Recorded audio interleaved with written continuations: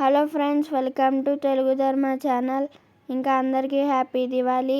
మీ అందరికీ తెలుసా మనం దివాళీని ఎందుకు సెలబ్రేట్ చేసుకుంటామో ఇవాళ ఈ వీడియోలో సింపుల్గా తెలుసుకుందాం. ఇప్పుడు దీపావళి వెనుక కథ తెలుసుకుందాం.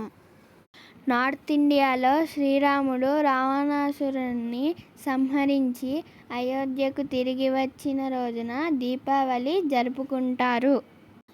కానీ దీన్ని సౌత్ ఇండియాలో మాత్రం నరకాసురుడిని సంహరించినందుకు జరుపుకుంటారు. అందుకే దీన్ని చీకటిపై వెలుగు విజయం సాధించిన రోజు అంటారు.